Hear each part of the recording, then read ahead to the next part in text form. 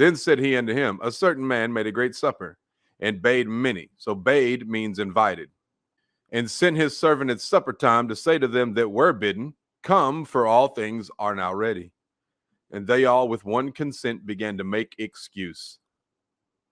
That sounds like it's repeating itself and has been repeated for a long minute now.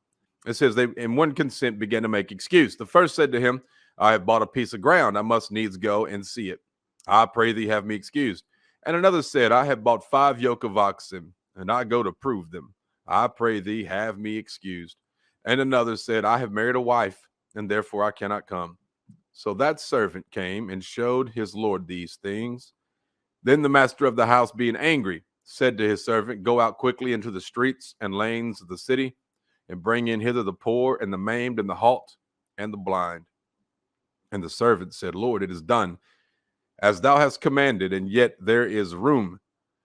And the Lord said unto the servant, go out into the highways and hedges and compel them to come in, that my house may be filled. For I say unto you that none of those men which were bidden shall taste of my supper. We've got a lot of people who just don't get it. It's first to the Jew and then to the Gentile. So he's invited many and compelled many to come in, but many of them, just like the Jews in this case, who, when they were invited, they made excuse. They say, I have me excuse. The Lord is calling them in, but they began to make excuses about, well, they just got some new land. They need to tend to that land. They don't, they can't really worry about this Jesus stuff right now. They're going to put, they still claim him, and they may still go to church, but to do this business, oh no, they got to go figure out that land. They're more worried about earthly possessions. The other one's the same thing. So they say, let me be excused. Another one says, I've bought 5 yoke of oxen. In this case, in this generation, they got a new car. They're worried about that new car, the new stuff, the new whatever they've gotten, and they're going to go have to tend to that.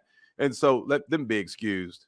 Another said, I've married a wife, and you're more worried about your wife than serving the kingdom. You're more worried about your wife than serving Jesus Christ and being about his business. Are you here to please your wife, or are you here to please the Lord God of heaven? Well, if anything gets in your way of serving Jesus Christ, you can't serve Jesus Christ. So you don't want to be invited to the wedding. No. In fact, you've just thrown it out for something else. You see, you have left your first love, if it ever was your first love indeed. Jesus is not your first love if something else comes between you and your service of the Lord. So the Lord, well, he's angry with such a person. I told you, everything is on purpose. It is first to the Jew and then to the Gentile. Everything repeats itself, just like what they did to the prophets, so shall they do unto you who serve Jesus. It's the same thing. They don't want to do the Lord's business. All they want to do is ramble on, call themselves whatever they want to call themselves. And did you know that right now, this has been, well, not just right now, this has been going on for a long minute underneath or beneath the noses of churchianity. They do not know the time has been at hand, that the Lord has been sending his workers out in the craziest places and compelling them to come in, while the rest of churchianity played fake church, worried about the material possessions. They've been worried about their carnal things. They go to church, they got a Jesus bumper sticker. They might even listen to Jesus music, but they don't obey him. They don't count it as an important matter, a serious matter to walk in holiness, to make your life a living sacrifice. Okay, have it your way. Meanwhile, beneath their noses, the Lord has dispatched workers, and I mean put them in some crazy places, going and finding them wherever they be, even under the highways and hedges, to compel them to come in, filling them seats, because we're about to go to the wedding supper.